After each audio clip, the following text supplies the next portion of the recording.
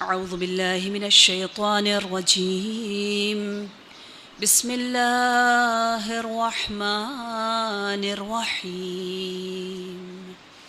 اللهم صل وسلم وزد وبارك على صاحب الدعوة النبوية والصولة الحيدرية والعصمة الفاطمية والحلم الحسنية والشجاعة الحسينية والعبادة السجادية والمآثر الباقرية والآثار الجعفرية والعلوم الكاظمية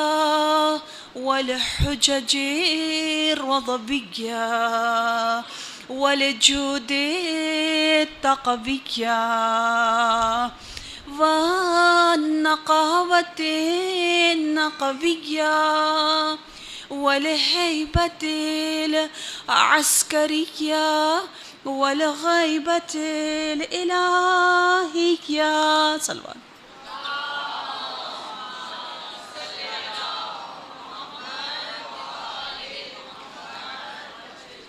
أما بعد، فقد قال الله تبارك وتعالى في القرآن المجيد والفرقان الحميد وقوله الحق وهو أصدق الصادقين: أعوذ بالله من الشيطان الرجيم ويؤثرون على أنفسهم ولو كان بهم خصاصة. صلوات.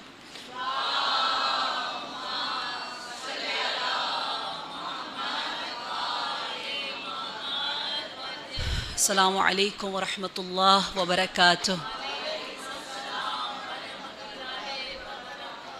مجلس کے آغاز سے پہلے یہ ایک اہم اعلان ہے کہ انشاءاللہ جیسے دنیا بھر میں جہاں جہاں ایام فاطمیہ کی مجالس برگزار ہوتی ہیں اور باقی مجالس میں بھی یہ روٹین ہے کہ کیونکہ ہمیں یقین ہے، ہمیں معلوم ہے کہ ہمارے اہل بیت علیہم السلام نے ہمیں علم اور خاص طور پر اس علم کو لکھنے، قید کرنے، محفوظ رکھنے کی بہت زیادہ تاکید کی ہے، اس لیے تاکہ ہمارے اندر بھی انشاءاللہ یہ اہل بیت کی صفت، یہ عادت، یہ سیرت اور زیادہ راسخ پیوست ہو جائے.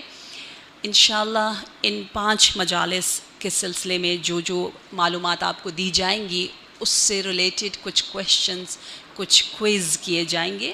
اور چوتھے دن جو کہ انشاءاللہ وینسڈے کا دن ہوگا، تھرسڈے کو ہماری آخری مجلس ہے، وینسڈے کو ہی ریٹن فارم میں یہ کوئز انشاءاللہ آپ لوگ اس کا جواب دیں گے. اور 5 ونرز ہیں جن کو بہت نفیس ڈیفینیٹلی دنیاوی تحائف دیے جائیں گے. اور نجف اشرف سے بھی میں آپ لوگوں کے لیے تحفہ لے کر آئی ہوں اس 5 ونرز کے لیے انشاءاللہ حرم علوی کا. تو وہ تحائف ان بہترین ونرز کے لیے. اور حقیقی کامیابی جو ہے وہ یہ ہے، مقصد یہ ہے کہ ہم جو بھی کچھ سنیں اس کو ڈسکس کریں، ذہن میں رکھیں، لکھیں. ہمارے مرنے کے بعد کوئی اٹھائے گا ہمارے سامان کو، دیکھے گا، پڑھے گا، ہماری ڈائری پڑھے گا کہ اچھا فلاں سال 2014 کے ایام فاطمیہ سے یہ موتی چن کر بارگاہ حسینی سے یہ مؤمنہ جو ہے اس نے ثبت کر رکھا تھا. تو بہت اجر ہے. کہتے ہیں وہ صفحہ قیامت کے دن ہمارے اور نار کے درمیان اس صفحے میں موجود ہر ورق جو ہے وہ ستاروں کی طرح جگمگاتا ہوا نور بنے گا اور آپ کی حفاظت کرے گا اگر ایک صفحہ ہم اس دنیا میں چھوڑ کے جائیں جو کہ علوم محمد و آل محمد سے لبریز ہو.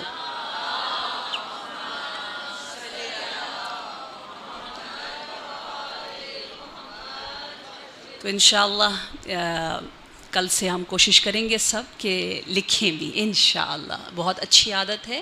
اور گھر میں ڈسکس بھی کریں.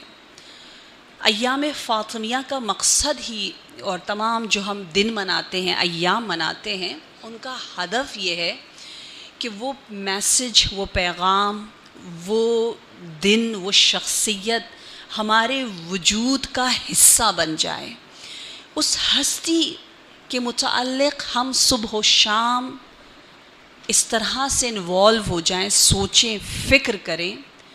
اگر رات کو سونے سے پہلے یہ آیات اور احادیث جو مجلسوں میں ہم سنتے ہیں، وہ اگر آپ کے دماغ میں گھومتا رہے اور آپ اسی کے متعلق سوچیں، تو آپ سمجھ جائیے کہ انشاءاللہ آپ ایام فاطمیہ کا حق ادا کرنے کی کوشش کر رہی ہیں.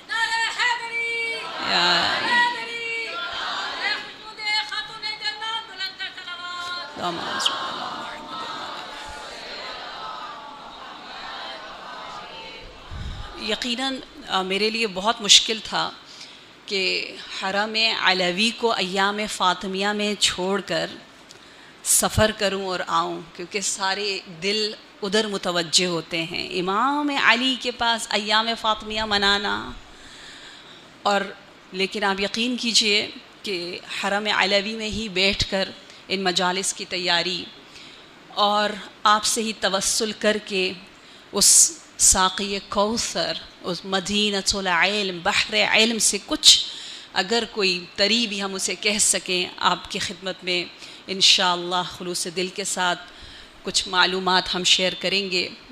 بہت سالوں سے بہت سی تحقیقات الائمہ سے ریلیٹڈ، بہت سی بکس بھی لکھنے کی توفیق ملی ہے، لیکن اس دفعہ میں نے سوچا کہ سب سے اچھا موضوع، سب سے مناسب ٹاپک جس کو ہم ڈسکس کریں وہ یہ ہوگا کہ جناب الائمہ، جناب بقیۃ النبوہ، سیدۃ الحسب والنسب، فاطمۃ الزہرا سلام اللہ علیہا،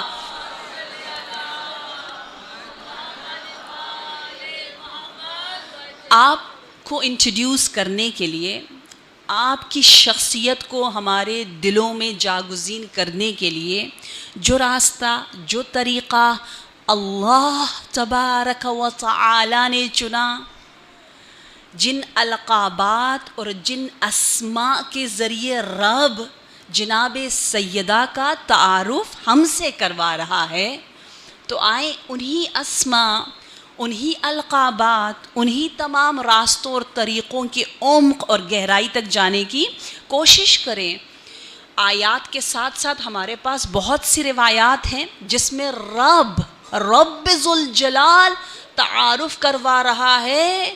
حبیبۃ اللہ، خیرۃ اللہ، بضعۃ الرسول، ام الائمہ، سیدہ کونین فاطمۃ الزہرا سلام اللہ علیہا کا، اور آپ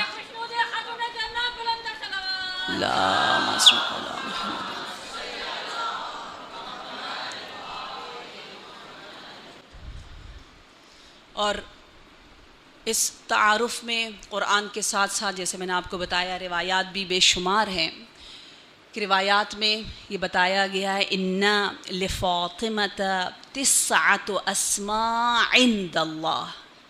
انسان حیران ہوتا ہے، بہت سے نام ہم نے سنے ہیں، بہت سوں کے بہت سے نام ہیں، وہ نام یا زمینی ہیں یا آسمانی ہیں، لیکن عند اللہ، اللہ کے پاس کسی کو کوئی نام مل جائے، لقب مل جائے، یہ ہمارے تصور میں نہیں آتا. عند اللہ، عند ملیک مقتدر، وہ کیا ہے ہمیں سمجھ میں نہیں آتا کہ اللہ کے پاس یہ زمینی نام نہیں ہے، یہ صرف آسمانی نام نہیں ہے، یہ صرف ملکوتی اسما نہیں ہے. جس طرح رب کہتا ہے کہ آؤ میرے ناموں کے ذریعے مجھ سے قربت حاصل کرو، آؤ میں شکور ہوں، شاکر بنو، میں عادل ہوں، عدالت سے کام لو. یہ اسماء اس لیے ہیں تاکہ تم مجھے پہچانو اور میرے قریب سے قریب تر آتے چلے جاؤ.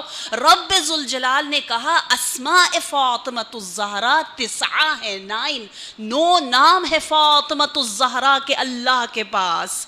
دیکھنا یہ ہے یہ 9 نام کیوں دیے گئے، ان 9 ناموں کو ہم اپنی زندگیوں میں کس طرح سے اپلائی کریں، کیسے انشاءاللہ ہم سب کے سب زہرائی بنیں. کیا میں زہرا ہوں؟ کیا میرے اندر وہ محدثہ ہونے کی صفت پائی جاتی ہے؟ کیا میں راضیہ من اللہ و مرضیہ عند اللہ بننے کی سعی و کوشش کر رہی ہوں؟ کیا میرے اندر وہ صفت طاہرہ اور مبارکہ اور فاطمہ، وہ صفات جو رب اس لیے ہمیں بتا رہا ہے کہ ہم اپنے جیسے اسماء الہی کو اپنے حدود میں رہ کر اپنے اندر ہمیں لانا ہے، اپلائی کرنا ہے، اسی طرح اسماء فاطمہ الزہرا وہ بھی ہم خواتین، ہمارے لیے کتنا حسین دسترخوان ہے جو رب ذوالجلال بچھا رہا ہے۔ لہٰذا پہلا نام جس کو آج ہم دیکھتے ہیں وہ نام ہے خود فاطمہ۔ فاطمہ کا لغوی معنی اگر ہم دیکھیں تو بچہ جانتا ہے نا، فاطمہ کا مطلب کیا ہے؟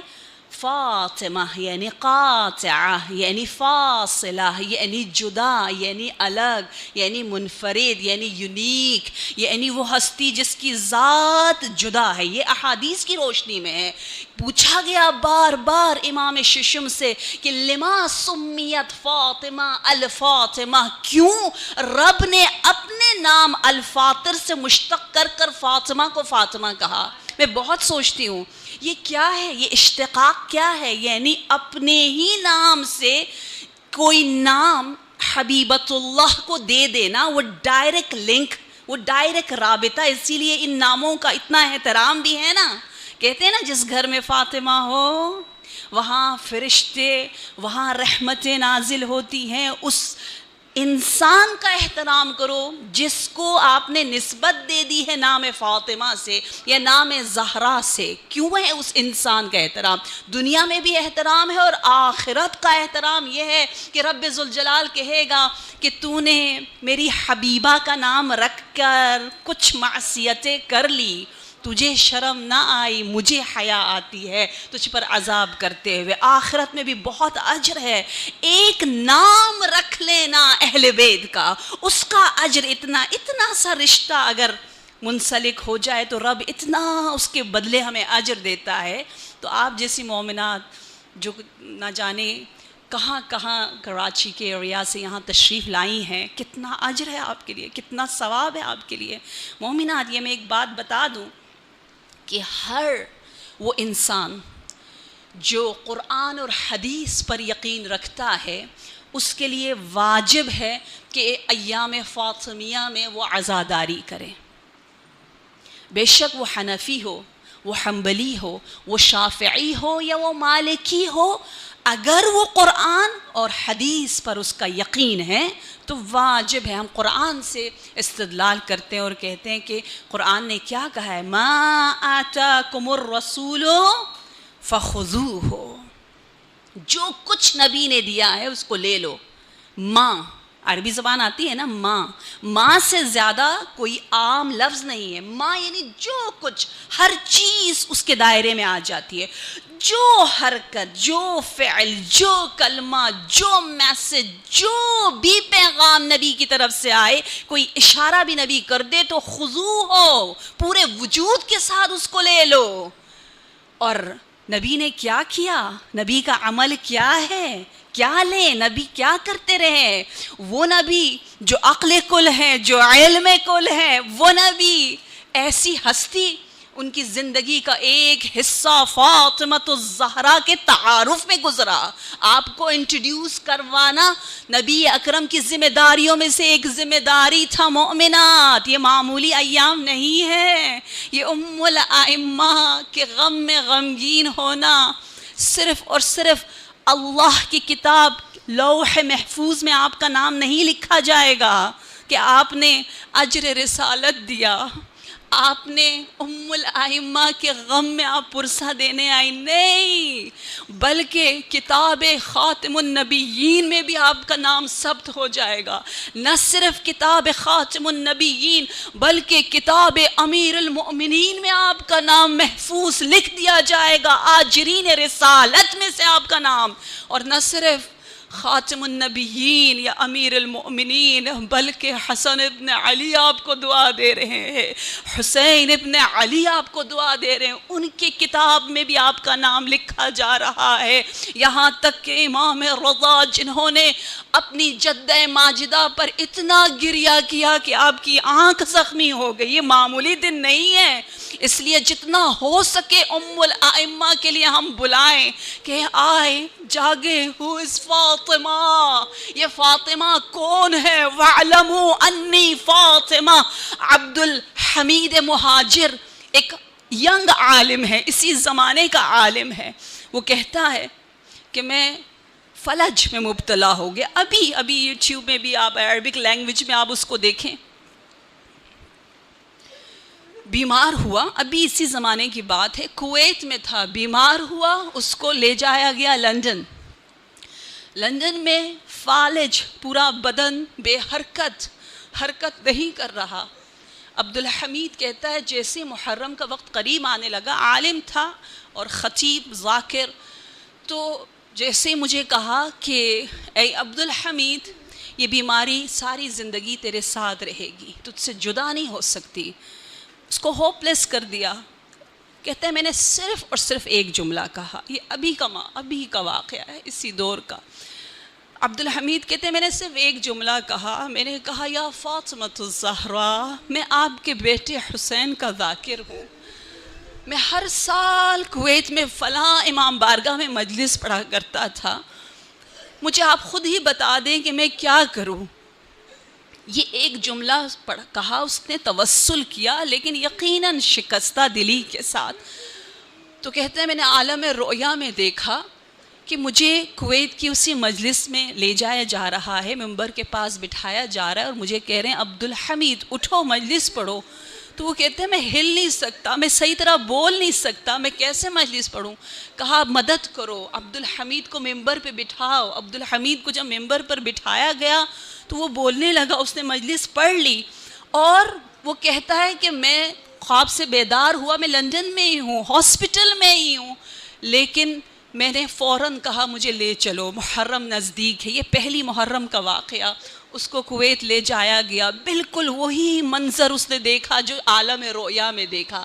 فلج کے عالم میں ویل چیئر پر وہ داخل ممبر کے قریب تک آتا ہے، اور پھر ایک پردہ پوش خاتون ام الائمہ، شکستہ پہلو فاطمہ الزہرا تشریف لاتی ہے، اور اپنے بیٹے کے ایک ادنا سے خطیب کا اتنا احترام۔ یہ حقیقت ہے، فضائل میں آنسو عزادار کے لیے باعث کمال، باعث عروج ہے۔ یہ خطیب عبد الحمید کہتا ہے کہ اس کے بعد میں نے نظر کیا کہ میں حضرت فاطمہ الزہرا کے لیے کتاب لکھوں۔ ان کی کتاب بہت خوبصورت 10 والیوم پر، 10 جلدوں پر ہے۔ کتاب کا نام اس نے رکھا ہے وَاعْلَمُوا أَنِّي فاطمہ۔ وہ جملہ جو خطبے میں جناب زہرا نے کہا کہ اے لوگو جان لو میں کون ہوں، میں فاطمہ ہوں، بس یہ کافی ہے، میں فاطمہ ہوں، مجھے فاطر سے لیا گیا ہے، میں فاطمہ ہوں، یہ نام مجھے رب نے دیا ہے، یہ اللہ کے پاس میرا نام ہے، میں فاطمہ ہوں۔ وَاعْلَمُوا، اے لوگو جان لو میں فاطمہ ہوں، اس سے بڑھ کر اور کچھ نہیں چاہیے۔ فاطمہ فاطر سے لیا گیا۔ بچپن سے میرے ذہن میں یہ سوال تھا کہ فاطر میں تو فاطرہ ہے، فاطم میں تو فاطا میم ہے، یہ آپس میں ربط کیا ہے، تاکہ اچھی طرح سمجھ میں آ جائے، بات ہضم ہو جائے، اور جب بھی فاطمہ کہیں تو فوراً خالق فاطمہ کے ساتھ اور اس حبیبت اللہ کا رشتہ اور ربط اور اتصال ہمیں سمجھ میں آئے، اور اس نام کا حقیقی احترام ہم کریں، اور جب ہم استغاثہ کریں بی بی کا یا فاطمہ الزہرا، یہ نام ہمارے اندر تبدیلی لے آئے۔ یہ نام، اس نام میں اتنی طاقت ہے کہ عبد الحمید کہتا ہے فَاعْلَمُوا أَنِّي فاطمہ، اس سے بڑھ کر مجھے اور کچھ نہیں چاہیے۔ فاطر یعنی خالق، فاطر یعنی بدیع، فاطر یعنی وہ ہستی جو بارئ ہے، قرآن میں بارئ، بدیع، فاطر اور خالق 4-5 الفاظ خلقت کے لیے استعمال ہوئے ہیں۔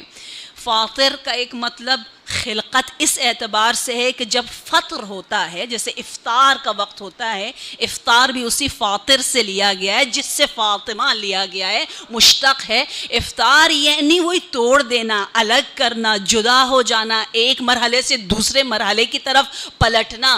رب ذوالجلال فاطر السماوات والارض ہے، شگاف لے آتا ہے، خلقت کرتا ہے۔ اور فاطمہ الزہرا فاطمہ ہے، جدا ہے، الگ ہے، خود بھی الگ، اور چن چن کے دیکھ رہی ہیں جس کے دل میں فطرت خداوندی باقی ہے، یہ ضمیر جس کے دل میں بیدار ہے، نور ایمان جس کے دل میں ہے، اس کو چیر چیر کے دور کی طرف لا رہی ہیں۔ وہ ہے فاطمہ، یعنی جدا، الگ، ایک خلقت دے رہی ہیں، ایک نئی زندگی ہمیں دے رہی ہے۔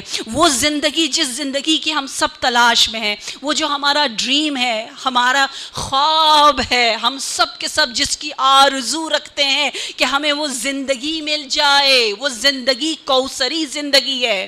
ان دنوں میں کثرت سے سورہ کوثر کی تلاوت کر کے بیوی کو اس کا تحفہ دیں۔ بچیاں بھی تشریف لائی ہیں۔ میرا ہمیشہ دل بچوں کے ساتھ ہوتا ہے، میں چاہتی ہوں بچے سمجھیں۔ کاش ہم بہت سادہ اردو بولیں اور ہر طبقہ مطلب بھرپور انداز سے لے کر جولیاں بھر بھر کے اس حسینی محفل سے، مجلس سے جائے، لیکن کیا کریں، تھوڑا تقاضا ہے، تھوڑی سی مشکل بچوں کے لحاظ سے اردو ہو جاتی ہے۔ سورہ کوثر کثرت سے پڑھیں۔ معصوم نے فرمایا، نور ششم کا فرمان ہے، اکثر الخیر فی النساء، یاد کر لیں یہ حدیث، زیادہ خوبیاں عورتوں میں ہیں، عورتیں خوبیوں کا جڑ ہے۔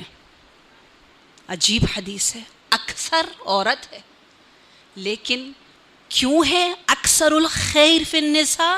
کیونکہ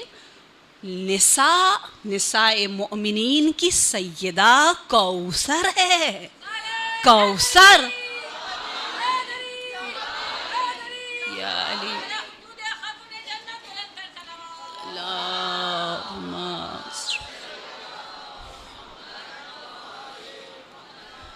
کوثر، وہ خیر کثیر جس کو سمجھانے کے لیے ہمیں خیر کثیر کہنا پڑتا ہے، وگرنہ کثیر کچھ اور ہے، کوثر ہے ہی کچھ اور۔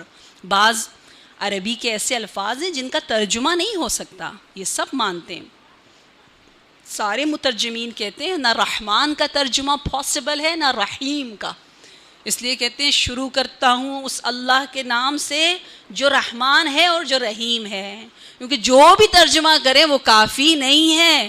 کوثر بھی ایسے ہی بلا ترجمہ لفظ ہے، خیر کثیر کہنا کوئی حقیقی ترجمہ نہیں ہے۔ کوثر، کوثر، وہ کوثر جو دنیا میں کوثر ہے۔ دیکھیں آج یہ دیکھیں ماشاءاللہ ہم سب کو عزادار ہونا ہے، لیکن خاص طور پر ذریت فاطمہ الزہرا، میرے استاد آیت اللہ وحید خراسانی جب ہیئت نکالتے ہیں، جلوس نکالتے ہیں ایام فاطمیہ میں، تو فرزندان فاطمہ الزہرا سادات کو وہ آگے آگے الگ سے، ان کی ذمہ داریاں بالکل الگ ہیں، کیونکہ ان پر تو ایک خاص سلام بی بی نے بھیجا ہے نا۔ اس سلام کا جواب اگر ان مجلسوں اور ان جلوسوں اور ان ماتموں اور ان عزاداریوں کے ذریعے نہ کریں تو کیسے کریں؟ لہٰذا وہ کوثر، وہ خیر کثیر، یہ کثرت کے ساتھ ان کی نسل، ان کی ذریت اس دنیا میں، اور آج یہ محفلیں، یہ علمی میدان، یہ سب کے سب فاطمہ الزہرا کا دسترخوان ہے، خیر کثیر۔ اور آخرت میں یہ کوثر کہتے ہیں حوض کوثر کی شکل میں ظاہر ہوگا۔ کیوں؟ کیونکہ ذات زہرا وہ ذات ہے جہاں آ کر نبوت اور امامت آپس میں مل گئیں۔ اتصال نبوت و امامت، استمرار نبوت امامت کے ذریعے ذات فاطمہ الزہرا سے ہوا نا۔ اور آخرت میں بھی آپ دیکھیں جنتی وہ پاک ہستیاں ہیں جو پاک ہیں تبھی تو جنت میں جا رہی ہیں، لیکن اس کے باوجود ان سے کہا جائے گا کہ جنت میں داخل ہونے سے پہلے حوض کوثر سے سیراب ہو کر اور طہارت سے مالا مال ہو کر اس جنت ابدی میں داخل ہونا ہے، وہ حوض کوثر جہاں پر تمام نبوت اور ولایت اور امامت کا ملاپ ہوگا اور اتصال ہوگا۔ اس لیے ہم کہتے ہیں حوض کوثر، وہی کوثر محمدی، وہی نور فاطمہ، حوض کوثر کا باطن فاطمہ، حوض کوثر کے ساقی علی مرتضیٰ، حوض کوثر وہ مقام جہاں پہنچنے کی تمنا ہم سب کو ہے۔ نبی اکرم نے فرمایا کہ اگر حوض کوثر سے سیراب ہونا ہے، اگر درخت توبہ کے نیچے میرا ہم نشین بننا ہے، تو اس سورے کی تلاوت کرو کہ جب وہ سورہ نازل ہوا تھا تو نبی اکرم کے چہرے پر سرور، تبسم، خوشی، وہ سورہ جب نازل ہوا تو کفار نا امید ہو گئے، جس طرح الیوم یئس الذین کفروا، یوم غدیر کے دن کفار نا امید ہو گئے تھے اپنے تمام ہیلوں اور اپنے تمام مکاریوں سے، اور ایک دن جب کوثر محمدی فاطمۃ الزہرا عرش الہی سے فرش کی جانب ظاہر ہوتی ہیں تو کفار کہتے ہیں آج ہم نا امید ہو گئے۔ وہ ہے یہ کوثر جو کہ اس انداز سے ہمیں اس زمانے میں بھی ہماری عطش، ہماری تشنگی، ہماری جوع، ہماری بھوک کو ختم کرنے کی سعی و کوشش میں ہے۔ کہا دنیا میں یہ کوثر اور آخرت میں وہ کوثر اس انداز سے، جو سورہ کوثر کی تلاوت کرے گا اس کے لیے ہم نشینی پیغمبر ہے، وہ بھی ہم نشینی شجرہ طوبہ کے پاس۔ شجرہ طوبہ آپ کو بتایا ہے نا، جسم فاطمۃ الزہرا شجرہ طوبہ سے بنا، جسم زہرا، روح زہرا من نور عظمت اللہ۔ جب جسم شجرہ طوبہ سے بنا ہے، ان دنوں میں جب آپ مصائب سنیں گے تو آپ سنیں وہ کیسا جسم ہے جس پر اتنی مصیبتیں آ رہی ہے، وہ کون سی روح ہے جو اتنے ملائم علام اور مصائب اور رنج و درد اور دکھ کو برداشت کر رہا ہے اور تحمل کر رہا ہے۔ وہ جسم شجرہ طوبہ سے، جو کہ جنت کی بہار ہے شجرہ طوبہ، تو وہاں ہم نشینی پیغمبر اگر چاہیے تو کثرت سے سورہ کوثر پڑھے۔ کیوں؟ کہتے ہیں اگر کوئی شخص وینسڈے کے دن، بدھ کے دن، چہارشنبے کے دن 40 مرتبہ سورہ کوثر پڑھ کے حضرت فاطمۃ الزہرا کو تحفہ دے دے، اور پڑھتے ہوئے اس کے اندر یہ خیر کثیر کی کیفیت آئے، کیونکہ اس زمانے میں ہم کہتے ہیں جس نے پڑھا، اس زمانے میں پڑھنا صحیح پڑھنا ہوتا تھا۔ پڑھنے کا مطلب ہی یہی ہے کہ جب بھی آپ کہیں بسم اللہ الرحمن الرحیم انا اعطیناک الکوثر، قرآن میں صرف 4 سورے ہیں جو انا سے شروع ہوئے ہیں، ایک سورہ کوثر، ایک سورہ قادر، ایک سورہ فتح، اور ایک سورہ کون سا ہے؟ سورہ نوح۔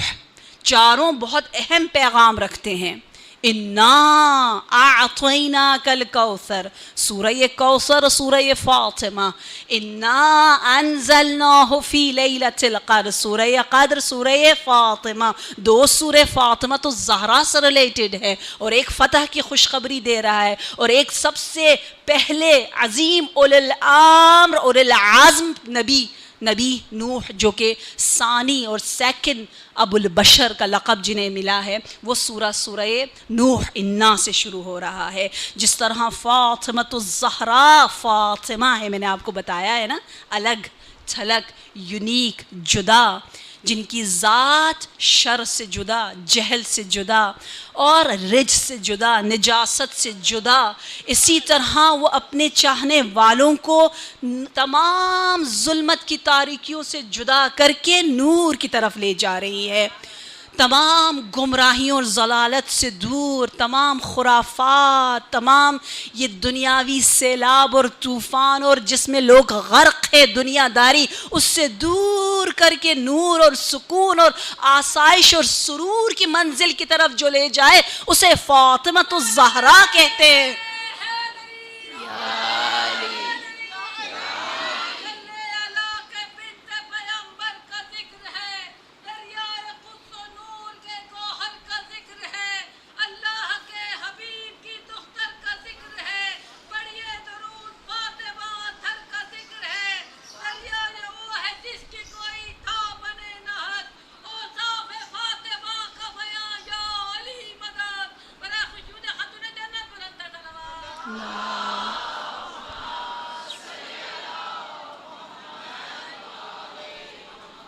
احسن جزاکم اللہ خیر.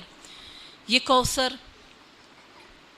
جس تک پہنچنے کی تمنا ہم سب کو ہے، اس کے متعلق حدیث میں ہے جو میری بیٹی فاطمہ کوثر محمدی پر ایمان نہ رکھے، یقین نہ رکھے، کل قیامت کے دن وہ حوض کوثر تک نہیں پہنچ سکے گا. حوض کوثر کیا ہے، اس کی وسعت کیا ہے، ذرا سا تصور کرے.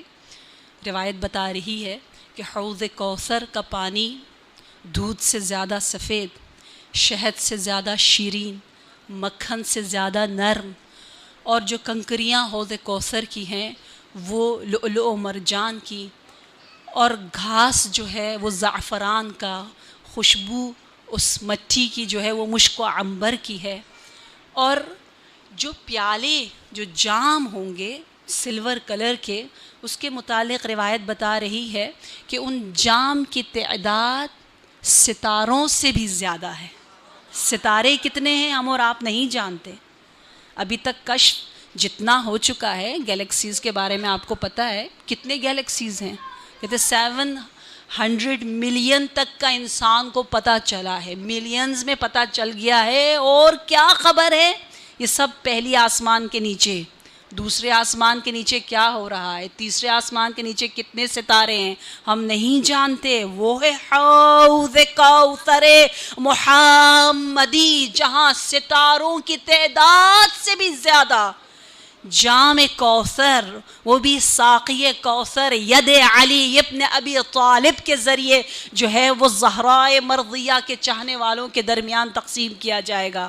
لہٰذا اس کوثر محمدی تک اگر ہم نے پہنچنا ہے تو انشاءاللہ یہ سمجھنا ہے کہ یہ فاطمہ کیا ہے. فاطمہ یعنی یونیک، جدا، فاصلہ، قاطعہ، سب سے مختلف، جو الگ تھلگ سوچے، جس کو اپنے راستے پر پورا یقین ہو، جو بت شکن ہو، جو رسم شکن ہو، جو لوگوں کا خوف جس کے دل میں نہ ہو، خوف خدا، حب خدا ہو. انشاءاللہ ان دنوں میں آپ کو یہ تمام 9 ناموں کے بارے میں بتاؤں گی. خود فاطمہ نام میں اتنی امید، شفاعت، پیار، محبت، خلوص کا درس ہمیں ملتا ہے. بی بی اپنے سے اور قریب کرتی ہے کہ دیکھو میں فاطمہ ہوں، میں تمہیں تنہا نہیں چھوڑوں گی، میں فاطمہ ہوں. میری خواہش یہ ہے کہ ہر کوئی ابد سرمدی دائمی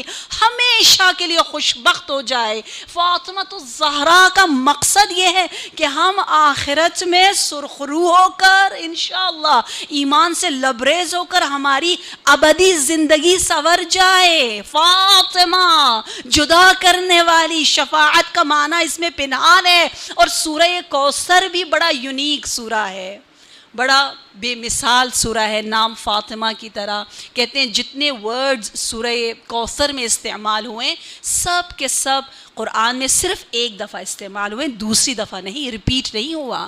انا اعطینا ایک ہی مرتبہ آیا ہے، کوثر کا ورڈ ایک ہی مرتبہ آیا ہے، فصلی لربک کا ورڈ بالکل ریپیٹ اس طرح سے نہیں ہوا. ونحر ایک ہی مرتبہ آیا ہے، ابتر ایک ہی مرتبہ آیا ہے. یعنی یہ سٹرکچر، یہ پورا نظام جو ساختمان سورہ کوثر بن رہا ہے اس کی ہر اینٹ نرالی ہے، منفرد ہے.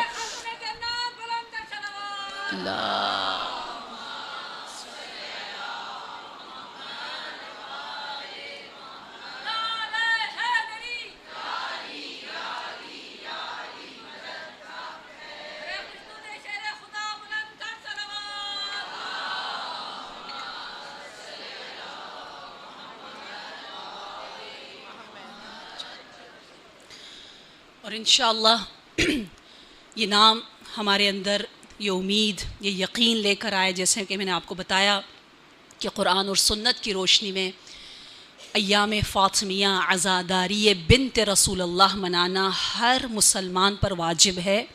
وہ جس مکتب فکر سے بھی تعلق رکھتا ہو، حنفی ہو، حنبلی ہو، شافعی ہو، مالکی ہو، جعفری ہو، سب کے لیے ایک ہی حکم ہے، ما آتاکم الرسول فخذوہ.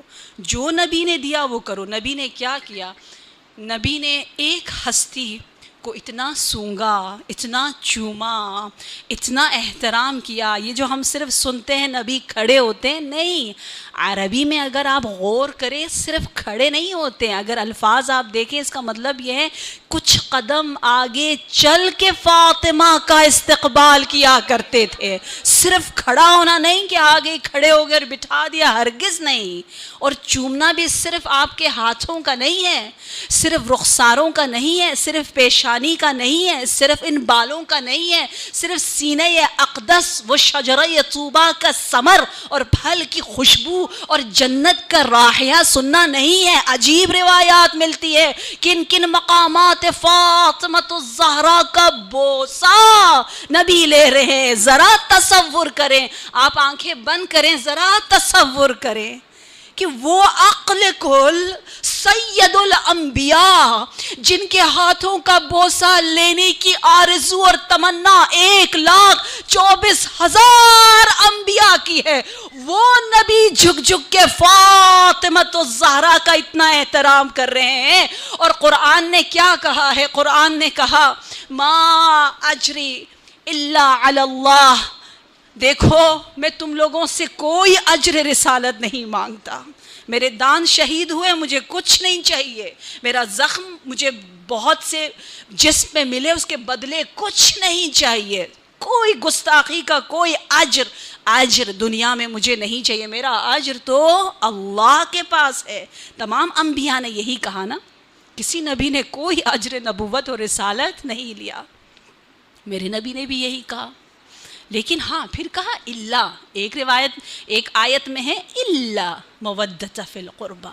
نبی کیوں اجر لے رہے ہیں؟ کسی اور نبی نے تو نہیں لیا. ہمارے نبی نے کیوں کہا کہ جو قربا ہے، جو سب سے زیادہ قریب میرے رشتہ دار ہیں، میری جان، میرے نفس، ان سے مودت اور محبت کر کے اجر رسالت دو. جبکہ کسی اور نبی نے نہیں کہا. تو قرآن نے ہی جواب دیا ہے کہ نبی فرماتے ہیں کہ میں اجر رسالت تو مجھے رب سے ملے گا. ہاں ایک اجر مانگ رہا ہوں جس کا فائدہ یقیناً خود تم لوگوں کو ہے. وہ اجر کیا ہے؟ کہ میری قربا کے ساتھ مودت کرو. اور تمام عامہ اور خاصہ سب متفق ہے کہ فاطمہ الزہرا سے زیادہ کوئی بھی ہستی اس زمین پر نہیں آئی، نہ آئے گی جو نبی اکرم سے اقرب ہو، اعز ہو. اقرب الناس الی فاطمہ، نبی نے کہا ہے سب سے زیادہ قریب ترین ہستی جو مجھ سے ہے وہ میری جان، میری بضعہ فاطمہ ہے. ایک روایت جس کو سنی شیعہ سب نے نقل کیا، ابن حجر عسقلانی، آپ صواعق محرقہ اٹھا کر دیکھ لیں، جس معتبر کتاب کو آپ نے اٹھانا آپ دیکھ لیں، سب نے لکھا کہ نبی اکرم نے فرمایا انما شجنۃ منی فاطمہ یبسطنی ما یبسطھا ویقبضنی ما یقبضھا. اے لوگوں سن لو، انما سے تو آپ لوگ واقف ہی ہے. انما یعنی اس کائنات میں صرف ایک ذات ہے جو میری شجنا ہے. شجنا کسے کہتے ہیں؟ شجنا عام شاخ کو نہیں کہا جاتا. یہاں نبی اپنے آپ کو شجرہ طیبہ کہہ رہے ہیں، فاطمہ الزہرا کو وہ غصن اور وہ شجنا کہہ رہے ہیں. عربی زبان میں شاخ کو اغصان اور غصن بھی کہا جاتا ہے، لیکن اگر آپ لغت کو اٹھا کے دیکھیں تو کہتے ہیں شجنا وہ شاخ ہے، وہ حصہ ہے شجر کا جو شجر کے تمام اصول کے عروق میں پیوست اور رچ بس گیا ہو، تمام جڑوں میں جس کا وجود پیوستہ ہو، اس شاخ کو شجنا کہا جاتا ہے. فاطمہ الزہرا میری شجنا ہے، نبی اکرم فرما رہے ہیں. تو لہٰذا آپ خود دیکھیے کتنا عظیم کام، رب نے ہمیں کتنا چنا، انتخاب کیا، الحمدللہ کہ ہم زندہ رہیں. اور آج ہم ام الائمہ کے اس آجرین رسالت میں سے قرار پا رہے ہیں، ان کی عزاداری میں شریک ہو کر. اور وقت کم ہے، اپنی مجلس کو یہاں پر اس انداز سے انشاءاللہ ہم فضائل سے مصائب کی طرف آتے ہیں کہ آپ کو معلوم ہے کہ وہ ام ابیہا، وہ ام الائمہ، وہ بضعۃ الرسول، وہ بقیۃ النبوہ، جن کی زندگی رحلت نبی کے بعد کچھ ایام، صرف کچھ دن آپ زندہ رہیں، اور جس طرح جبرائیل ہمیشہ آ کر پنجتن سے متعلق ائمہ سے متعلق تمام حوادث کی خبر دیا کرتے تھے کہ رسول اللہ یہ ہونے والا ہے، ایسا ہونے والا ہے، باقاعدہ مجلس سے ان کی شہادت سے پہلے برگزار ہوتی تھی نا، وہ ہستیاں ایسی تھی۔ میرے مولا حسین کی مجلس ازواج رسول کے گھر میں برگزار ہوئی، ام سلمہ کے گھر میں مجلس حسینی ہوئی ہے نبی کے زمانے میں، آپ کو معلوم ہے۔ تو صرف مجلس حسینی نہیں، ام الحسین کی مجلس بھی برگزار ہوئی ہے۔ ام الحسین کی مجلس کس طرح سے برگزار ہوئی کہ پھر جبرائیل خبر دے رہے ہیں ہر حادثے کا۔ جب کہا اے میرے حبیب یا رسول اللہ، پہلی ہستی جو آپ سے آ کر لاحق ہوگی وہ آپ کی لخت جگر فاطمہ ہے، تو نبی اکرم حیران ہوئے، کہا عمر کے لحاظ سے تو نہیں لگتا میری بچی نوجوانی میں مجھ سے سب سے پہلے لاحق ہو جائے گی۔ تو بتایا گیا کہ اے رسول خدا، آپ کے بعد اس طرح سے فاطمہ کو مغضوبہ، مظلومہ، مضروبہ، مکسورہ بنایا جائے گا کہ وہ بی بی کچھ دنوں سے زیادہ زندہ نہ رہ سکے گی۔ عزاداروں، کہتے ایک دن اسماء بنت عمیس نے دیکھا بی بی بہت کسی فکر میں، کسی سوچ میں ڈوبی ہوئی ہے، پوچھا اے بنت رسول خدا کیا سوچ رہی ہے، کیوں پریشان ہے؟ کہا جنازے کے متعلق سوچ رہی ہوں کہ یہ کیوں ایک لکڑی کے اوپر بدن کو رکھا جاتا ہے اور اوپر کپڑا ڈال دیا جاتا ہے اور جنازہ اٹھایا جاتا ہے۔ ٹھیک ہے اوپر کپڑا ہوتا ہے لیکن بدن کا کچھ شیپ نظر آتا ہے، پتہ چلتا ہے، کاش کوئی اور انتظام ہوتا۔ اسما نے کہا اے شہزادی، میں حبشہ میں تھی، میں نے دیکھا وہاں دو لکڑیوں کے درمیان میت کو رکھا جاتا ہے، کچھ اس طرح سے تابوت بنایا جاتا ہے کہ اوپر بھی لکڑی نیچے بھی لکڑی، پھر کپڑا ڈالا جاتا ہے، بدن بالکل نظر نہیں آتا۔ عزادارو، رحلت رسول کے بعد پہلی بار فاطمہ الزہرا کے چہرے پر تبسم کے آثار نمایاں ہوئے۔ فاطمہ الزہرا نے خوشی کا اظہار کیا، الحمدللہ میرا بدن دکھائی نہ جائے گا۔ میں کہوں گی فاطمہ الزہرا وہ سوچ کہاں، ہماری سوچیں کہاں، وہ حیا کا انتظام کہاں، یہ حیا کے لباس کہاں؟ بی بی جان، ہماری چادریں ہم سے لے لی گئی، ہمیں دوپٹے دیے گئے، دوپٹے بھی چھین لیے، کپڑے لے لیے گئے۔ یہ دشمن جب تک ہمیں ننگا نہ کر دے راضی نہ ہوگا۔ جب بدن پر لباس نہ ہو تو دین نہ ہوگا، تقدس نہ ہوگا، احترام نہ ہوگا، اور وہ شجاعت فاطمی ہمارے درمیان نہ ہوگی۔ اے شہزادی فاطمہ، آپ کو اپنے جنازے کی فکر تھی نا، کس جنازے میں بدن نمایاں ہوگا۔ میں کہتی ہوں بی بی، آپ کے بارے میں روایت میں ملتا ہے کہ بدن غم کی وجہ سے، درد کی وجہ سے اتنا لاغر ہو گیا تھا کہ کانت کل خیال، اب بدن رہا ہی نہیں، گوشت رہا ہی نہیں، ایک سایہ سا لگتا تھا۔ بی بی، آپ کا جنازہ تو رات کی تاریکی میں اٹھا، پھر بھی آپ کو حیا کا اتنا انتظام۔ عزادارو، وہ بدن ختم ہو گیا تھا، وہ بدن باقی نہ رہا تھا، جس بدن کے بوسے نبی نے لیے، اس بدن کے ساتھ کیا ہوا، اس دل کے ساتھ کیا ہوا؟ کہتے ہیں فداک، جب بی بی لینے گئی، کہا گیا گواہ لے کر آؤ، جبکہ تمام عالم انسانیت میں گواہ وہ لاتا ہے جس کے پاس مال نہ ہو، جس کے پاس ملکیت نہ ہو، جبکہ جناب سیدہ مالک فدق ہے، ان کے پاس تو فدق، اس کے باوجود کہا تم گواہ لاؤ۔ بی بی ام ایمن کو گواہ لائی تو کہا ام ایمن عرب نہیں ہے۔ بی بی نے کہا کیا میرے بابا نے نہیں کہا ام ایمن جنت کی خاتون ہے؟ کہا نہیں، اس کی گواہی قبول نہ ہوگی۔ بی بی اسماء کو گواہ کے طور پر لائی، کہا قبول نہیں ہے، وہ جعفر طیار کی زوجہ ہے، جعفر تمہارا رشتہ دار ہے۔ عزادارو اب گواہ کے لیے کون آ رہے؟ علی مرتضیٰ۔ کل ایمان کی گواہی کو بھی قبول نہ کیا کہ وہ کل ایمان نہیں بلکہ وہ تو صرف تیرا شوہر ہے۔ لیکن جب بی بی نے آیت پہ آیت سے تو بہت سی آیات سے استدلال کیا تو کہتے ہیں فدق واپس دے دیا گیا، ایک کاغذ میں لکھا کہ یہ تیرا ہی حق ہے۔ جیسے ہی خبر دوسروں تک پہنچی، ایک دن امیر المومنین کہتے ہیں میں نے حسن اپنے بیٹے کو دیکھا، اس طرح سے حسن رو رہے ہیں کہ پہلے کبھی اپنے بیٹے حسن مجتبیٰ کو اس طرح سے روتے ہوئے نہ دیکھا تھا۔ کہا ہے بیٹا حسن، اتنی دل سوزانہ گریہ کیوں کر رہے ہو؟